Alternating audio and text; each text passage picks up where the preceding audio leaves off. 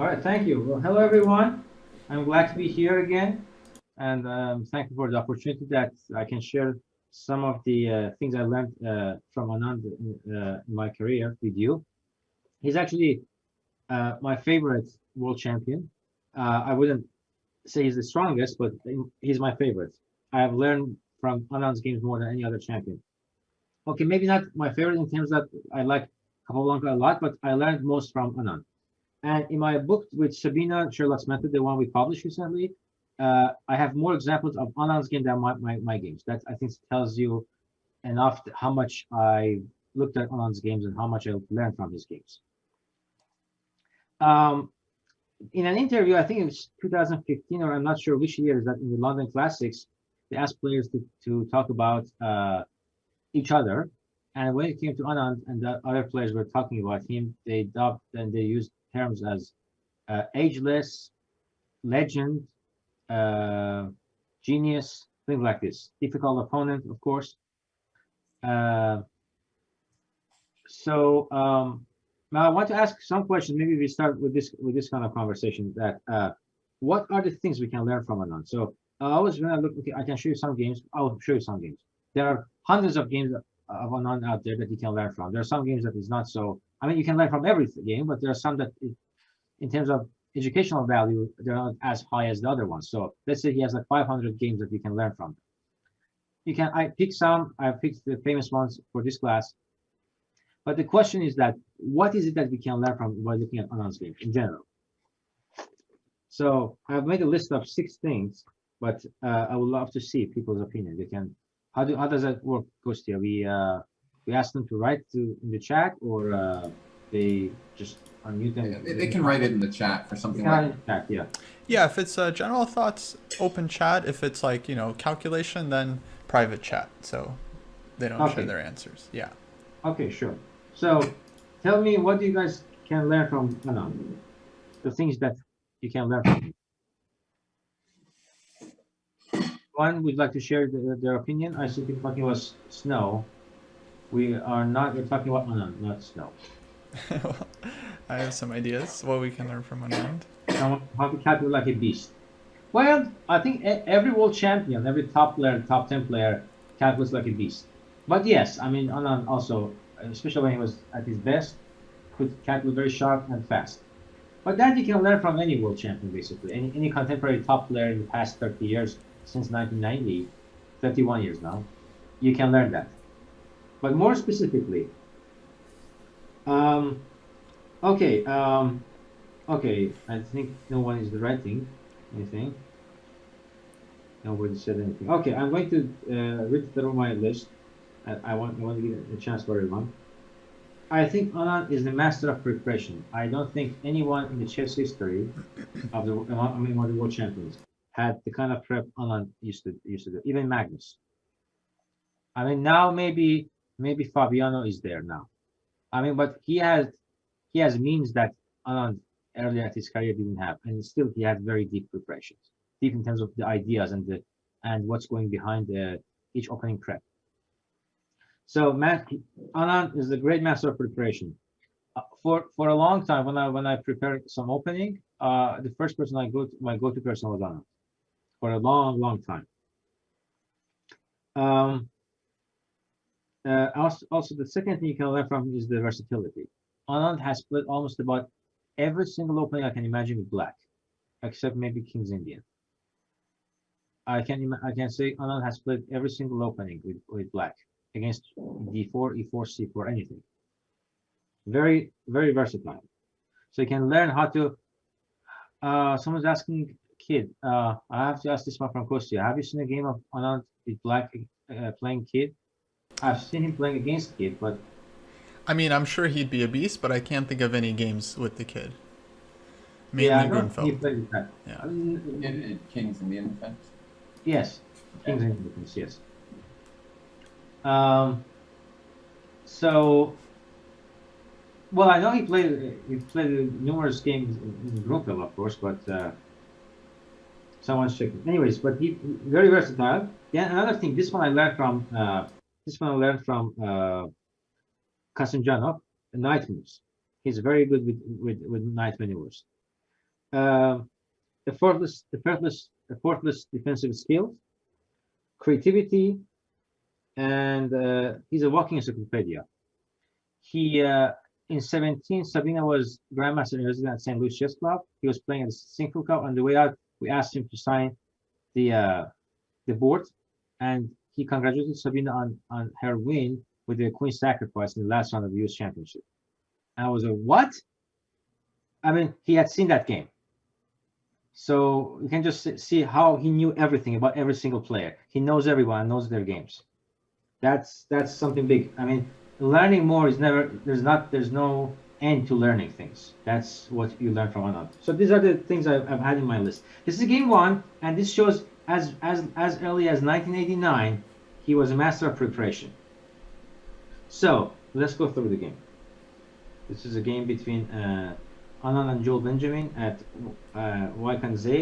Now it's called Tatar Still, and a few days ago, or maybe just a day ago, it was won by Jordan van Forest. So Richter Rouser, 6, Queen D2, Bishop E7. Nowadays, this is the preferred setup. If you're playing this opening, just didn't want to mention, and then play Bishop E7. They want to go either B5 and although engines kind of apparently hold, so this is not that bad. Bishop E7. It's not like a question mark, just apparently not that accurate. But Bishop E7 castles, and Knight B3. F4 was one of the lines here, and after Knight takes D4, Queen A5. I think they stopped playing this because of this E5. This endgame is very uncomfortable. I think that's the reason it's out of the fashion now. So, Knight B3, Queen B6, developing. What is Black's plan here? If anybody would like to tell me very quickly, and you don't have to unmute because this is just a quick question. What is Black's plan here after Queen B6? Probably A5, A4. Not A5, A4, no. A5, he goes A4. No, not A5, A4. I muted in Zoom. He didn't hear wow. me. Someone else suggested at the exact same time. Way of thinking has changed, you know? Yes, Rook D8 and D5. That's the plan. So F3, Rook D8, and this was a popular line in late 80s and early 90s. And here, Anand comes up with this very interesting, at the time, novelty and seemingly meaningless move. He plays King D1, lets him to play D5. So, and he plays, and Joel plays D5, which played D5, and he played Bishop F6, Bishop F6. He had to play Bishop F6, and he goes D4. Why this is a bad move?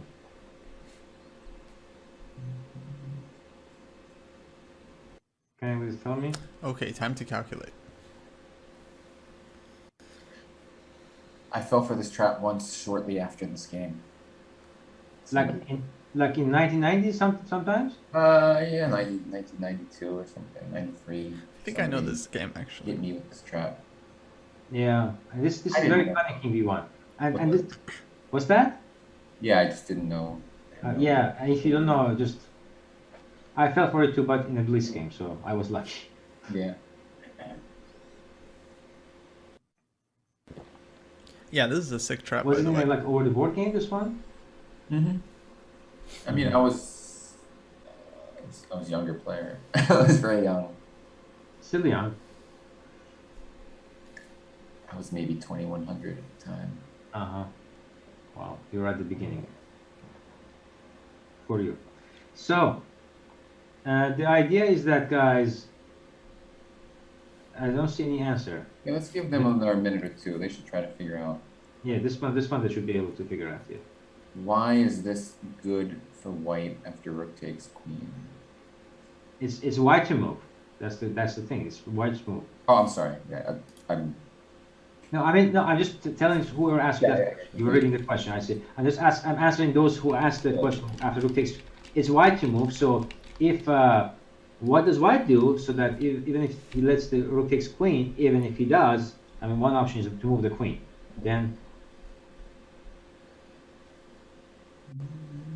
someone's asking if I showed it somewhere else. Yes, I did, but this is about Anand and this matters. I showed it in a different class for some other reason.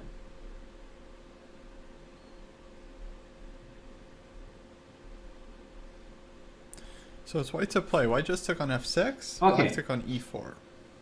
Should I give you an answer? No. So the answer is bishop takes e7. Rook takes d2, and now I go knight takes d2, exclaim. Because knight if they go knight takes e7, I go knight c4. The queen needs to cover this square d8, right? So I took queen c7, and then there's knight d5. The king has moved from c1, that's why there's no queen f4 check here. That's why he played a king b1, so that he could play bishop takes f6. Very strong prophylactic move. In an annotation I read many years ago from, I'm talking maybe it's from 19th annotation. He said that he found this improvement over a game of his against Augustin or something like that, or Augustin's game against someone else. And that's how he came up with this. So the game continued. Don't want to spend so much time on it. Just to show how Anand was prepared as early as 1989, just the beginning of his career. He has just become a GM. Maybe he had won the World Junior, just won the World Junior. D takes e4, and then yes, he had this prep. But later on, the game continued, and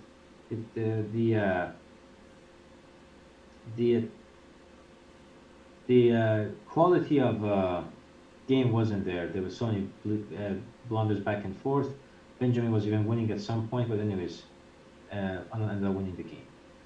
Okay, now let's get moving forward to look at Anand's games against the top players. His main rivals all these years. Of course, Carlsen should be mentioned, but I don't think we'll have time for Carlsen. But Kasparov, Karpov, and Kramnik. So you cannot talk about. Oh, let me just save this. Something wrong with my mouse. Now this is a game. I need this. This is Anand Kasparov. Oh, I have to go back one game. Kasparov Anand, first this game. This is Anand's first win against Kasparov, and this is the first major tournament Anand won. And winning this game against Kasparov was important because he ended up with 6 out of 9 ahead of Kasparov. And the first victory in a top-notch super tournament is very important. If you look for Carlsen's career, for Kasparov's, for anyone, and this was for Anand. So e4, e6. It was Anand's opening at the time. He used to play French, but he also played so many other openings there. Then I think he was playing Petrov, Russian defense, and he used to play also some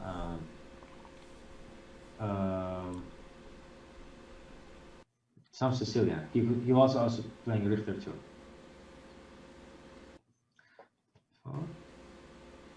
92, c5, and funny thing, if you look at the recent games of the GM games in 92, you'll see much less knight f6, a lot of c5.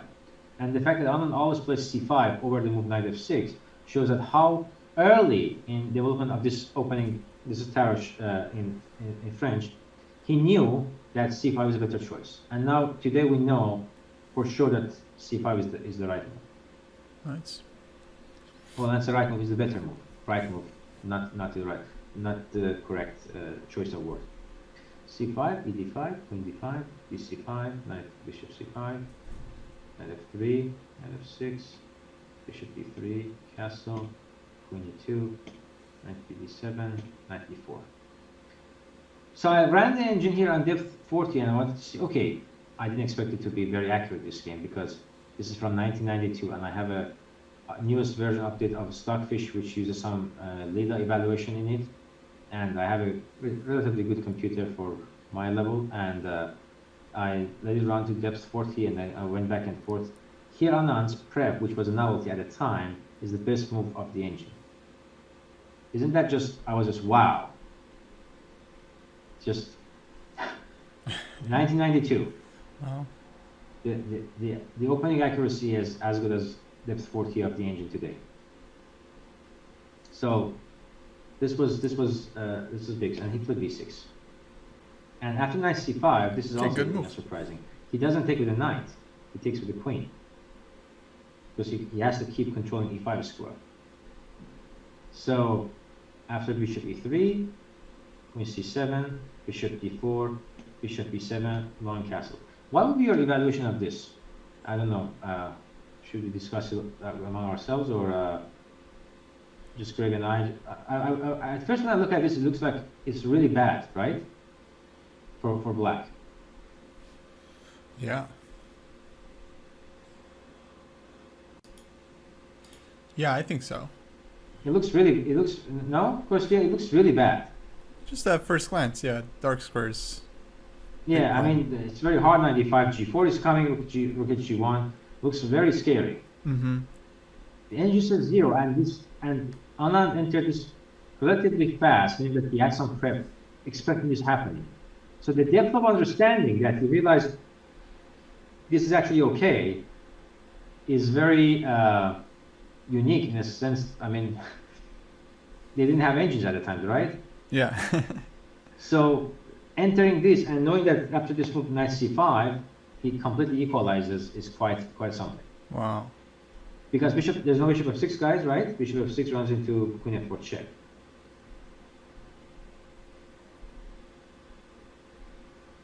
So, and now he played bishop e5 in the game. Knight takes d3 check, rook takes d3. I think Kasparov should have started bailing out with this move. And then after queen to c6, queen c5 is bad because of bishop e6, of course. Queen c6, bishop f6, the game is kind of complex. I still would not feel so comfortable playing this as black, but after queen c5, engine was very calm. But engines are most of the time calm these days, aren't they?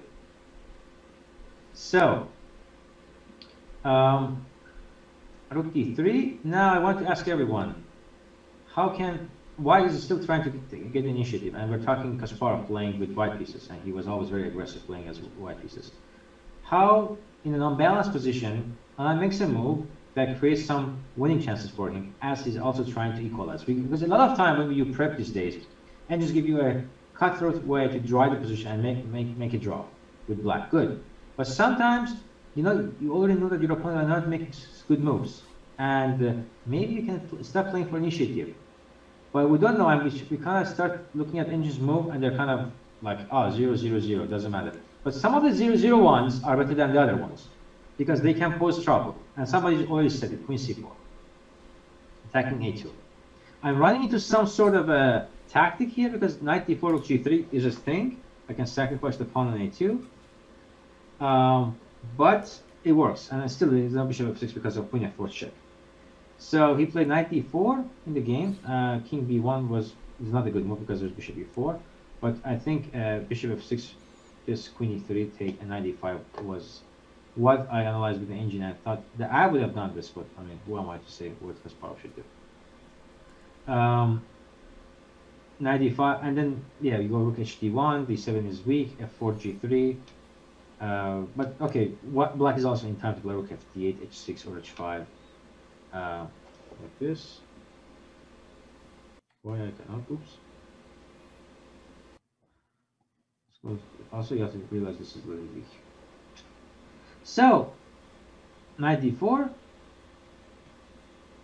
Bishop. Okay, it's very funny. In all analysis, they said queen a2, and the position is playable. I don't mean to laugh at those analyses, but just this position was considered unclear. But after check there and knight b3, actually this is winning for white because rook b3 is coming and my queen is not doing anything here. Okay, knight b3 not that easy to find. It's surprising that they have looked at it until queen g4, but they didn't see that knight b3 just gives a winning attack to black. So, but I later on found some analysis of Anand, and guess what? He had seen it. So queen c4, knight d4, bishop e4, rook to e3. Here, Kasparov had to really bail out. Now this takes, knight e8, rook e1, and black has either bishop back to c6, f6, or f6 right away, and the position is balanced in the end game. But that doesn't mean it's a draw. It's a game. I mean, either side can outplay, especially here with the opposite color bishops here. Suddenly, if you get a better structure and you control important key squares with your knight, all of a sudden one side runs out of the counterplay. So this is a very tricky position. Can swing either way. So rook e3. Now what do we do? Let me ask everyone. And this requires some calculation. It's not just one move.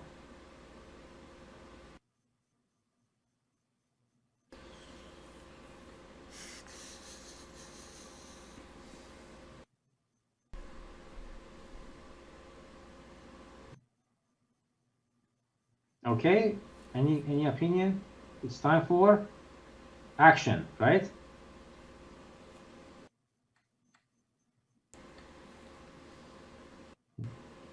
Nothing? Yeah, but what if I take on f6?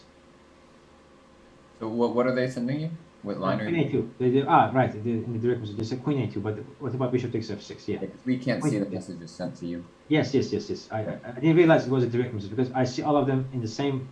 Yeah. Yeah, I didn't realize that one was directly to me. Yeah. So queen takes a2, bishop takes f6. Then what? Somebody says rook c8. Rook c8 is a blunder, right? I mean, I'm afraid that this runs into some trade and then take on f6 and e4 is hanging. We went queen c4 for a2. We really should think of queen a2, but what's happening after bishop takes f6? Looks like we're losing a piece there.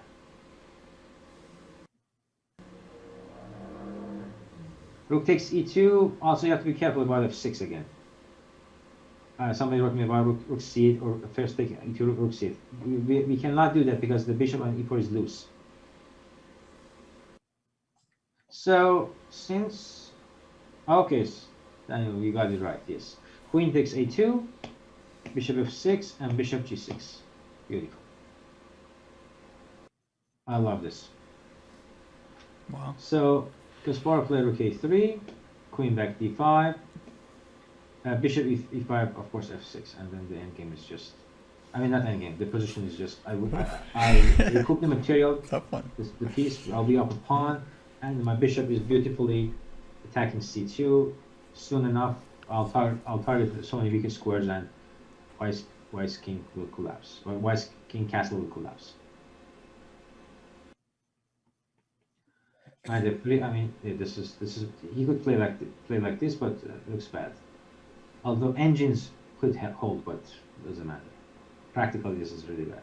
So h4 was played by Kasparov, takes h5, and Anand enters this position. He was really ahead of his time because entering this position against Kasparov, it requires a lot of psychological preparation and as well as accepting that we will actually be better here. I mean, yes, you're up 2 pawns, but look at that. The entire h file is open against my king, right? f5 is the only move, Yeah. and now rook h4. Now this is the funny part. This is where Anand makes the second best move, which is not losing, which is a good move still, but not the winning move. But the winning move is kind of like really impossible to play. So I'm just going to show you because I want to show more games. So the move is queen c5, which is really odd because the only thing it does is control e3 square, and preparing rook c8 in case the queen leaves, like queen f3, I have rook c8 with a tempo. But after queen d2, I was analyzing king g7, and then I put my king to f6, and the pawns are kind of covering it. Okay. So queen f4, e5, the chase doesn't get anywhere, and then this is the plan. So, and the king will be safe. But Anand played f4, which is still good. I mean, he's a slightly better still after that because any other move is bad. Queen f3, I think he could play better than this, but and then he had to go queen h3 to maintain his initiative. But he played rook f4, and then after this queen c5, very important tempo. c3 and king g7, another accuracy. Again, talking about formless defensive moves, you see how easily after f4 he found this move. So rook c8 best move, rook f4, queen c5 best move, tempo, and then king g7 immediately. Preparing. If he goes rook h4 back, you can play rook h8.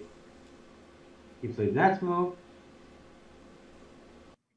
Queen e5, g3, queen e1 check, rook c8, also have to check on d2, there, queen e5 back, gradually improving his position, queen back to c7 defending, now he wants to trade next, e5, forcing it, and now he's up a pawn.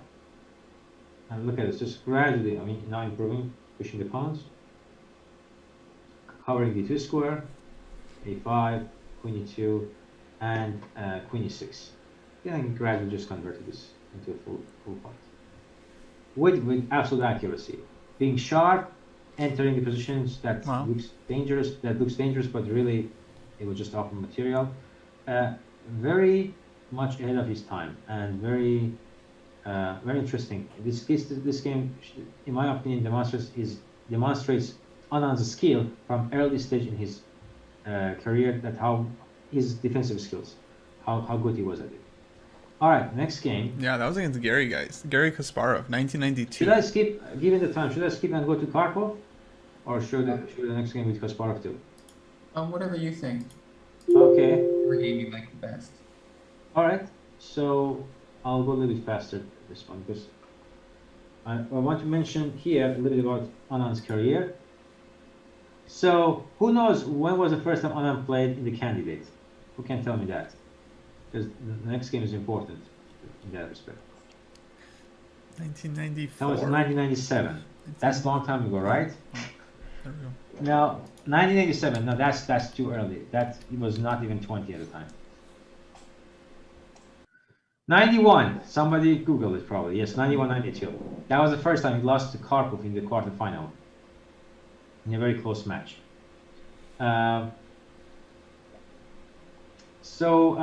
In 95, he got to the final of the PCA World Championship to play against Kasparov. And the start was pretty good. After 8 draws,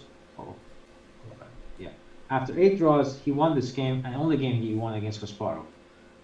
And I use his own analysis here, some to show you. And this is a very important game, shows that how Anand could out-prepare Kasparov.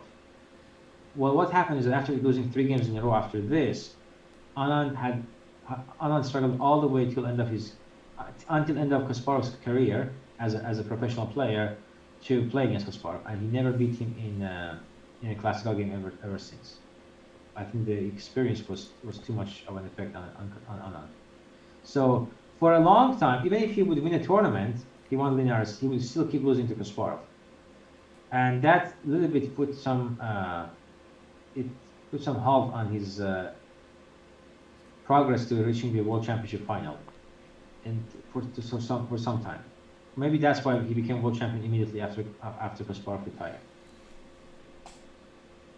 So Kasparov plays his favorite e6 Scheveningen. Why Kasparov liked this opening, guys? You can tell me.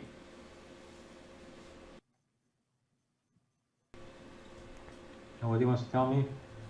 He won the game 24 of his match in 1985 against Karpov when he became world champion with this opening. So Scheveningen was Kasparov's to-go opening. Bishop e3, a4 is of course to stop b5, and then I will go fast to play king h1, and this is a very well-known system. Anand is an absolute expert in this system because he had wins with both colors. He beat Jan Carlsen in Tata Steel, I think 2008 or 9, with black pieces, and here he beats Kasparov with white. So he really knew this position well all his career. So bishop f3, I'm preventing the move b6 here. Bishop d7. Now, when you play bishop d7, this square belongs to this knight. Because when I go g4, g5, you want to put the knight on d7. So now I play knight b3. Because if I move g4 now, g4 doesn't make any sense. Because he can take, and play bishop c6. And if I go g5, the knight can go to b7. Then he can play e5. So because of that, he plays first knight b3. It's a well-known theory. Knight a5, and then here Anand went for the move knight a5, which is a positional approach. There's the move e5.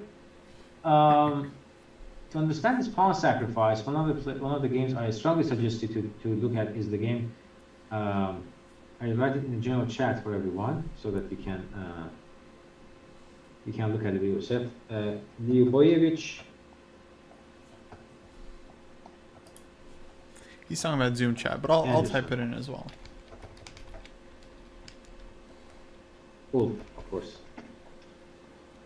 So it's not exactly this position, but this is the setup. This shows the idea of how e5 works. It's a long-term pawn sacrifice. It's equal, but they both need to know a lot of sharp moves here.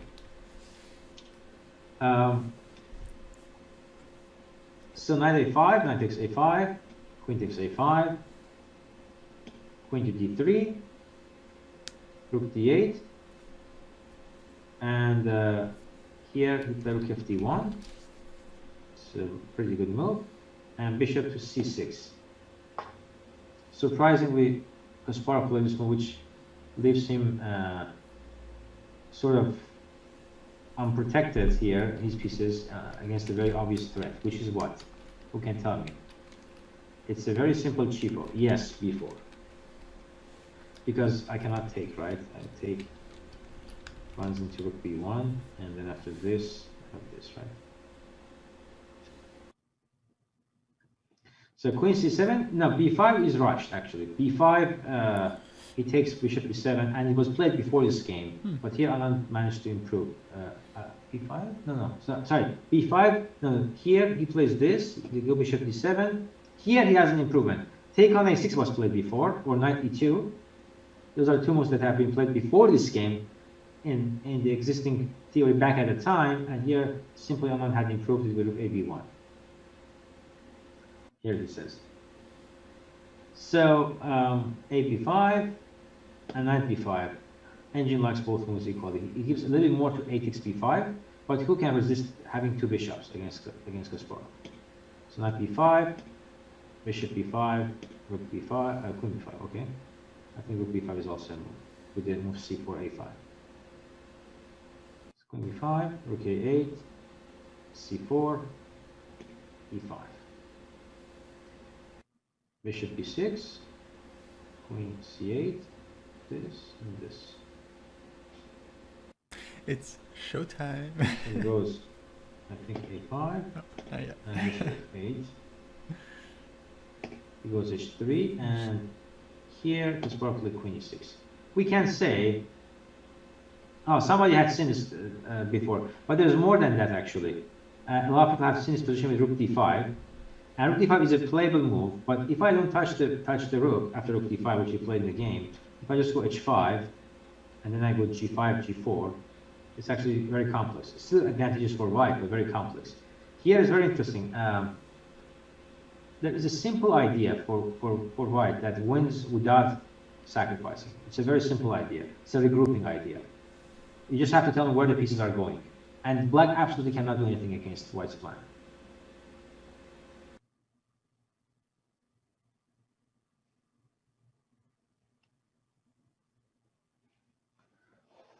Just waiting for a plan to regroup.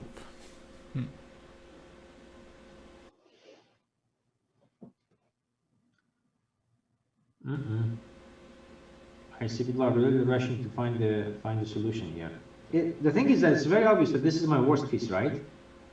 So whatever you do has to do with if that bishop gets to the game. Okay, somebody says rook d2, bishop d1, or rook d2, rook d2. But then if I go rook d2, bishop d1, e4 is hanging. So you have to kind of consider everything at the same time. Oh, rook e1, bishop Eventually, d1. yeah, but you first have to plan it. So the best plan is this. Rook e1, bishop The d1. best thing to do in this position is to play rook c5, rook c1, defending that, h5, and I go queen a4, very strong move. And now I want to do this. Now this is defending the pawn. I want to do this. That's just Okay, queen a4 is crazy. That's like it's like so just interstellar. I play rook d5, but Kasparov surprisingly took. Takes back, there, c5, e4, bishop e2, rook e5. I told you 6 things. I think I have to add a 7th one, which is intuition. Here, Anand played one of the top 3 moves of the engines, and although it gives +4, it's one of those +4s that you make one mistake, it's going to go to 0. You make the second mistake, it goes to -4. So it's a very slippery road that he's walking here, Anand. So, for example, d6, he just has bishop takes d6. So he played this very good move, queen d7. Now I'm going to ask everyone, in the game he played, is rook g5 the main line? Or, yeah, he played rook g5. But what if I play e3? Rook f1 and now rook g5. White to play. This is a very beautiful tactic.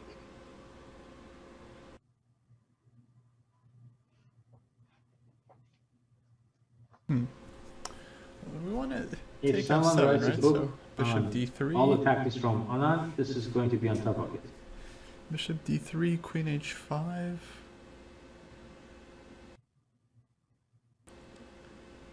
Well, bishop d3, I can go e2. Oh, bishop Then d3, I can e2. take rook takes g2. Somebody said about bishop d3, I can go e2. Okay. So no bishop d3.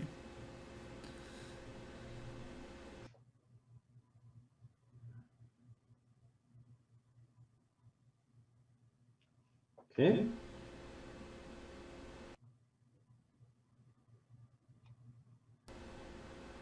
Okay, nice, Daniel. Yes. Daniel found it. h4. Because rook takes g2, I simply have h5.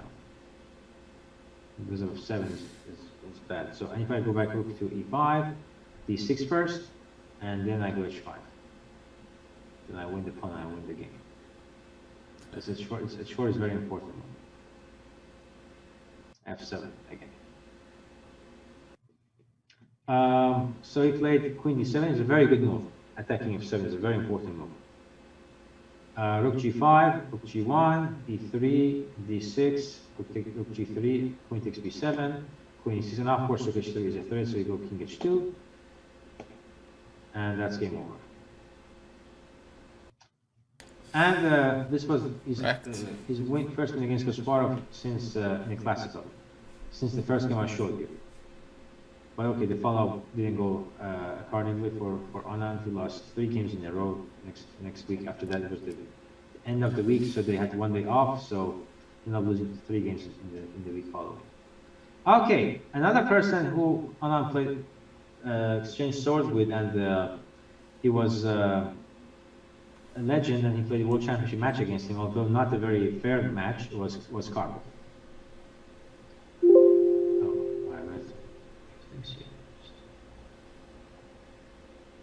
Okay. Oh, why keeps jumping? Yeah. I chose this position from one of Anand's game against Karpov. I mean, obviously, Karpov from '96 after he won his match against Kramnik, he didn't have very great results, and soon was showing that the age is showing it's taking its toll, and he wasn't getting the results he used to get. Nevertheless, still Karpov 2775. This is why to play. Queen e1 equals bishop a6. Rook c1, then I go queen to e7. We need to really calculate. Somebody said queen b1.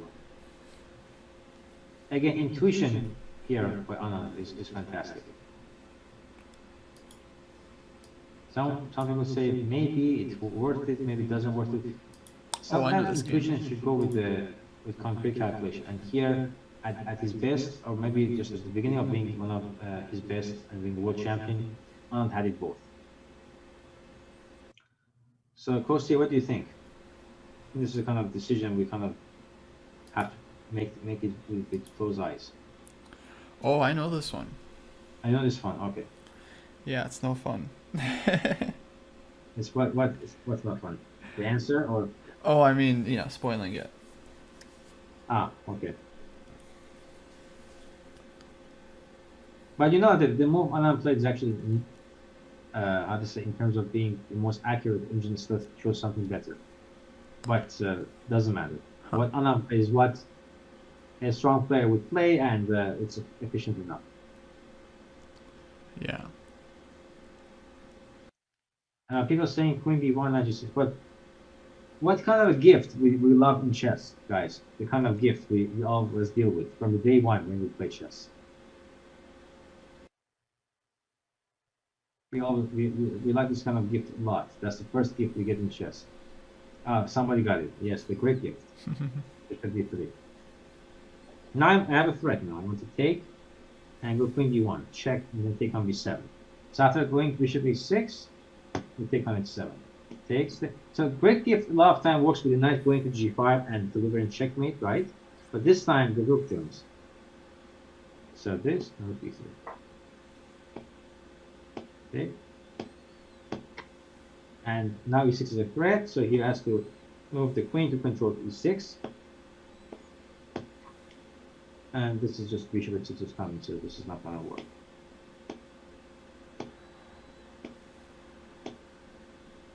Yeah, king d8, and then Anand's maybe was in time pressure or something, I don't know, but anyways, he just converted with these.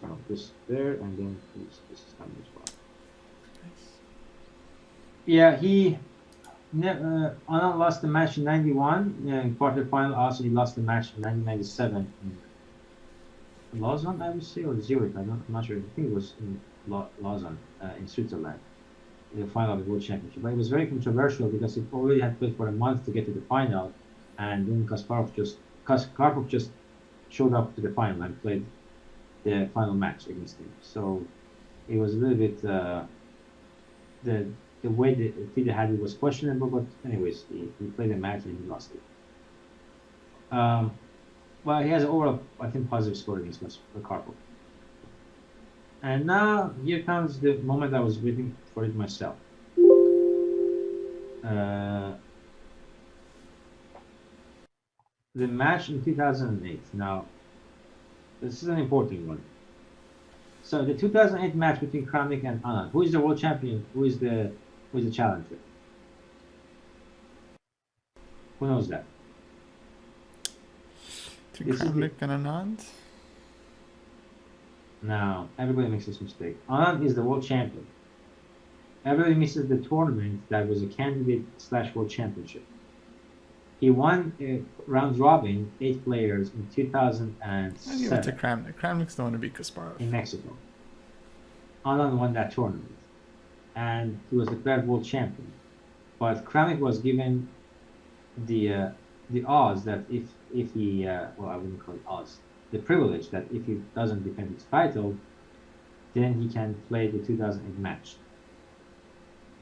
So Kramnik is a challenger, but the entire time he was saying that he doesn't consider himself not the world champion because Anand didn't win in the match. But well, here Anand won it in the match, and with the power he has shown in the Slav defense. If you want to learn Slav defense in this modern way, Anand is your people person. He has a lot of classics, and this game, these 2 games he won in the World Championship are the must to see. And the depth of the theory is so good that and so well prepared that to this day you cannot really add much to it. And it's like 13 years ago. There was a story on Moon Chess, NIC, by Jonathan Rosson, and he said how he volunteered to work with Anand's team and how he would just all sitting in front of the computer, analyzing with the engine back and forth for hours, including Anand himself, for hours every day. And they were using cloud computing at the time. So now, how many of you know that how to use cloud computing to analyze your games? I mean, you can use, for example, chess-based cloud. That's one possibility. It's a very strong engine. You can hire a strong engines there. But Rosson didn't know about it. He didn't know what a core mean. Who knows what he meant by referring to a core? Computer cores, right? He had just a regular computer at the time, and then they made sure that he will have a good one and he has access to it remotely to prepare. So that is Anand in 2000, and that's pretty much how we prepare these days. So the art of preparation, Anand changed it after this match forever. Workout and sport and physical fitness all came at last after they have done all the opening preparations. So let's see what does this game have for us. Semi-Slav. bishop b3, Juicy. bc4, and he goes for the narrow.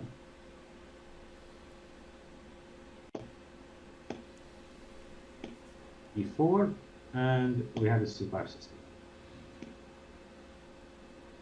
It's kind of forced. e5, cd4. Also, Kramnik, I'm sure, has come prepared to this game. Knight b5, a b5, e takes f6, e takes f6, and castle. So, queen b6, and queen e2. Nowadays, I don't know the theory much, but I know b4 is the main line. Or is it main line here, or I think earlier? But b4 I think is the main line. But here, let's jump again. Yeah, jump again. This is the first one. They play the same opening in both. I don't know why I keep next and just jump one. So I skipped one. Queen b6, queen e2, and here he played my bishop e7, which is a very playable, risky line. It's very risky, this one. This one, bishop e7, is very risky, and shows Anand's eagerness and depth of preparation that he's taking such a risky line to play. I don't know this theory much, not an expert in it, but before and bishop c5 is apparently the main line. She ended up winning both in correspondence and over the board chess with enough successful black in that black maintains a close to 50% scoring here, which is a good thing, not in the opening, I guess. So, Anand plays bishop e7, bishop takes b5, bishop b6, rook e1, and rook g8, g3. And we are following Anand's notes, which from 2008 are as good as the things I added to this analysis. Because when I was checking the game, of course, the engine, I saw a lot of correspondence games, and they were all engine, again, analysis. And it's a very fascinating position. There's so many tactics involved.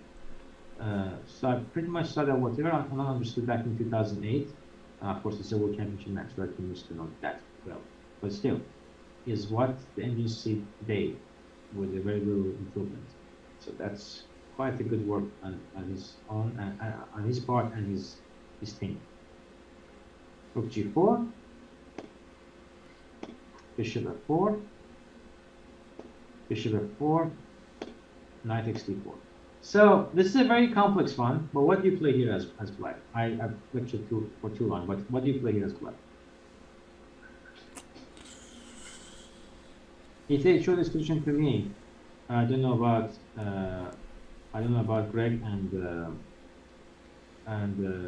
Kostya, but I would freak out if I were black here. My king is weak, he's stuck in the center, he sacrificed a piece, he's coming after my knight on d7, I'll freak out. Seriously. Well, what move? Kostya, what do you think? Unless you know this one as well too. I'm probably sure you know. This one I don't know. But yeah, I'd be freaking out too. Yeah. Especially if you're playing the World Championship match, huh? Mm-hmm. So. Alright. Here you can use simply one process to make the move. Rook move, he plays knight takes e6 and take on d7. It's really bad. So I better keep my rook there and then run away with my king. So I play h5. Rook g6 was move to knight e6, e6, rook b7, king f8, queen d3. Now he wants to go king to queen to h7. Now next move is forced. What do we play, guys? Yeah, rook g7. King h6. Rook d8 first. That's important. He has to win the tempo. Queen e2.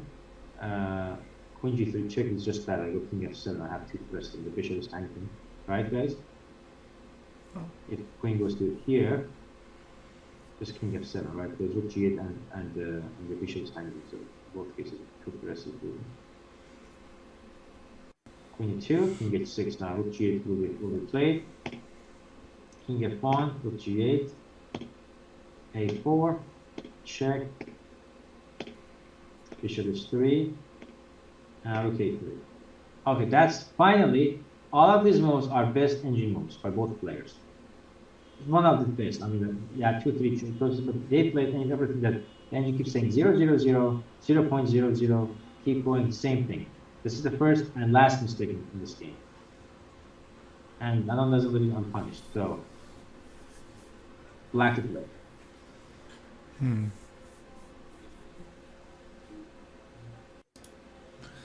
We had rook g1 check.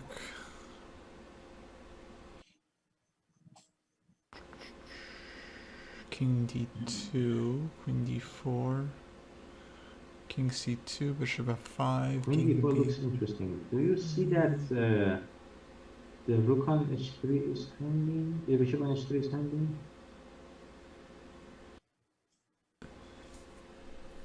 Queen d4 definitely very possible too. What about bishop? I don't have an endgame to draw. You take on b2 and I can make it draw, right? I can put my rook back to g3. I know you want to play g1 check, but also after queen d4, I can actually first go to g3 and then take on h3. Queen e5, I can just, I think go c3 probably, just e1, c2. I think they can start with g1, yeah.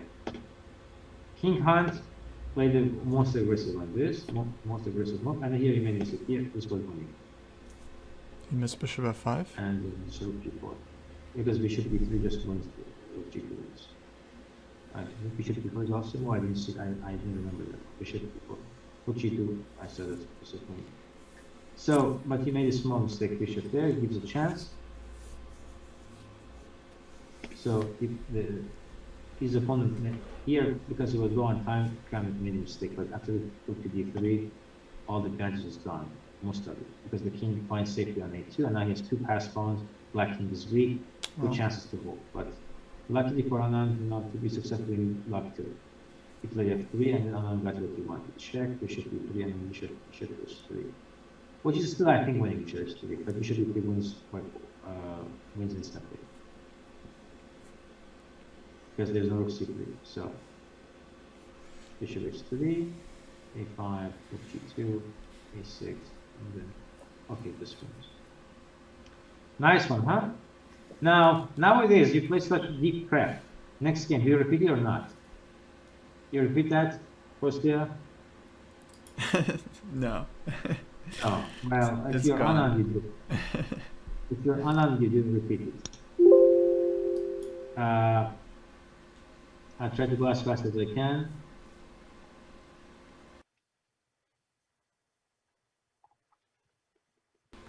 So again, we have the same opening, this little different move order. Oh, wait a second, I jumped. This is the one.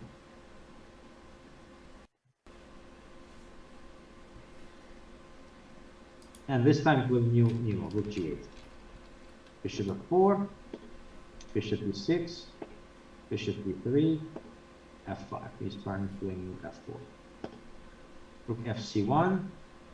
These moves, they're all playable. These are my correspondence analysis, which we probably don't want to go through them. It's because it's just moves that I have to, you play this move, then you play this move, and engine says this move. You don't want that. You want to learn the idea. So rook c1, f4, bishop h4, bishop e7. Very strong move. He's playing against g2 right away. That's the key idea in this opening. a4, bishop takes h4. Okay, queen e6 is also a move. Bishop h4 takes king e7. Now, what's my threat here? I want to go knight f6 probably, right? So rook a3 makes sense also to maybe place some rook h3 and knight f3 back, or just play some g3 and f3 if necessary. I'm not worried about the diagonal that much as I'm worried about the pressure on the file at this point. c8 takes, rook takes, now back rank is a problem. Rook goes back, queen c5, queen g4. Still, I think they're following some correspondence games here. Queen e5, knight f3, and now plays queen f6, rook e1. Black to play. Maybe I just have to show it. What do you think, Ostia? Yeah, we have a few minutes. There's no rush. Okay. We have some h5, queen h8. Wow, that's so. Yeah, queen h8. I take on f4. I mean, that's too creative.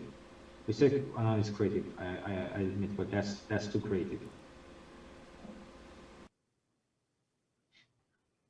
I would think that rook c2 can be an option.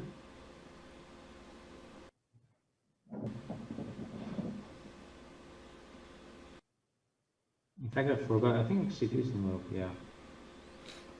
Rook c5 first. He's flying the move h5. Somebody said it before, and now rook c3. He's putting pressure on the knight on f3. And here, it's a very complex position. It's a very complex position. And again, in this complex position, in time pressure, Kramnik made a mistake and played the move knight takes d4. Now, everybody might have seen this one, right?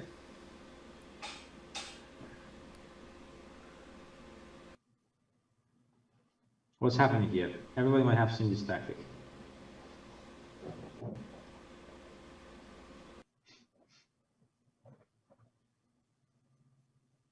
It's everywhere on chess tempo, chess.com, league chess everywhere.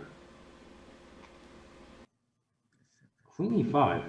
I can just take it. There's no backline coming. You should go back to that point. I know how the game ends. I don't remember this part.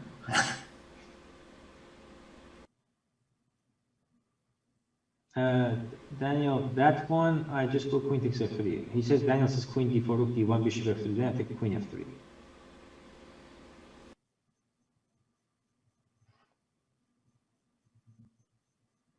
Yep, we have the answer. Julian said it. Okay, queen takes d4, rook d1, knight f6. The important thing is that he missed this knight e3 idea, which everybody has seen it. After this, there's this check and then knight e3. And here he resigned. So yeah, he missed it, but he had to go. He had to go here. Queen h5. Yeah, 93 was killer. Position. I mean, I still don't want to play this position as white because king comes to d6, knight e5, g5, f5, and then whenever he plays a5, rook to a3. So what Anand did in all these games I chose, and I tried to focus on the ones that I didn't have time to cover them. He always enters these equal positions that they're equal, but he tries to outplay his opponent in dynamic decisions, and it's a little bit different from how. Yeah, 93 is tough.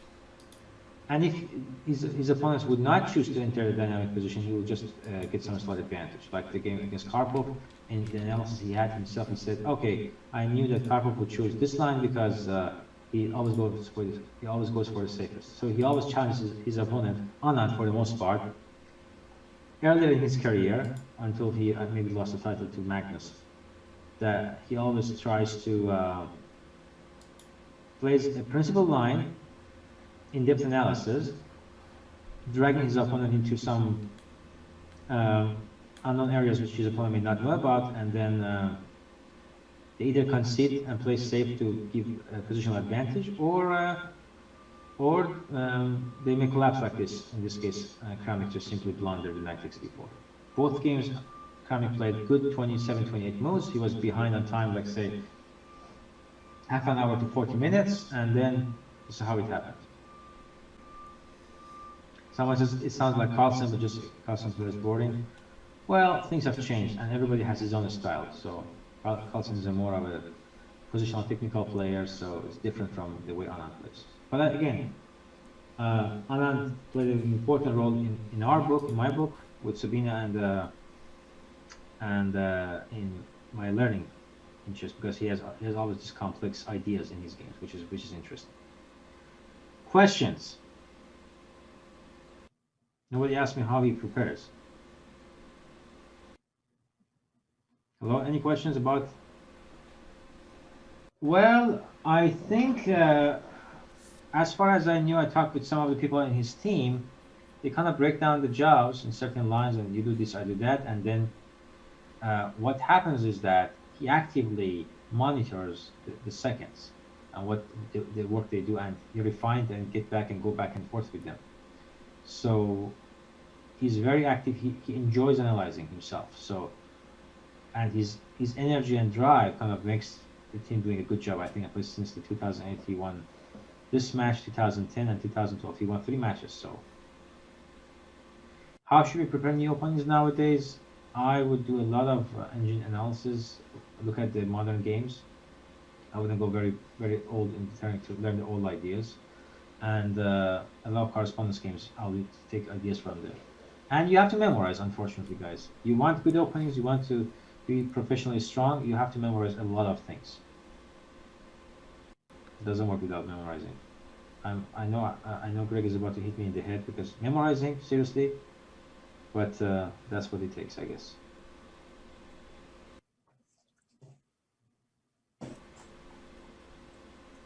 Other questions, Kostya?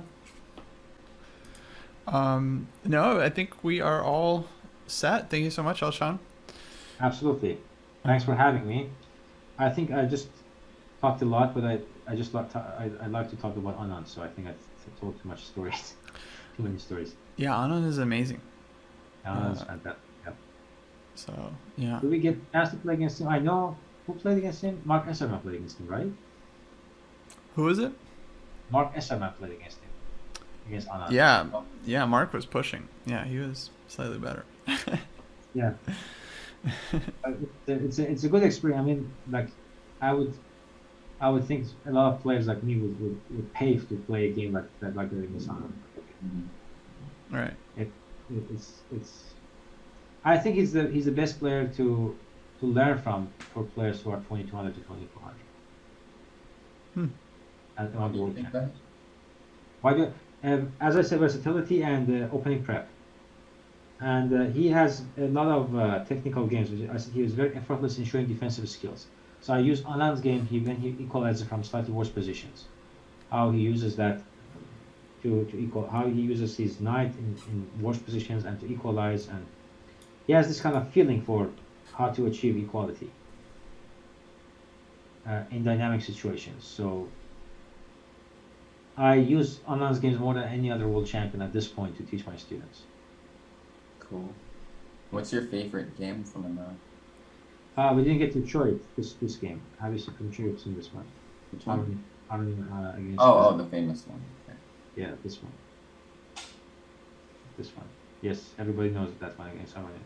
I was planning to show it, but I wanted to show these ones because older ones and people may not have looked at it. Mm-hmm. But this game of Anand is really cool against Armenia. He has this amazing win against the.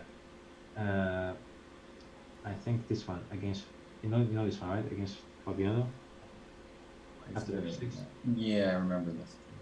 Yeah. You tweeted this one actually. Yeah. So this one also very famous. I'm just going to show it very quickly.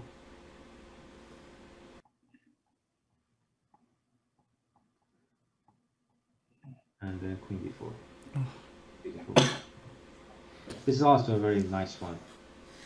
Anand has so many amazing games. Also against Ivanchuk, that one when he plays GTX F6, that's also a very beautiful game. And he has a lot of games we don't look at them, not against very famous players, like against Erwin Lamy or some other games in the Bundesliga. He has very interesting positions. Cool. Well, thanks so much. This was awesome. Thank you. Thanks for having me. I hope you guys had fun. Well, and somebody's mentioned it wins against Cardiac King. That's true. Mm-hmm. Well, thanks for having me. Have a good evening, everyone. Thanks to everyone for being here.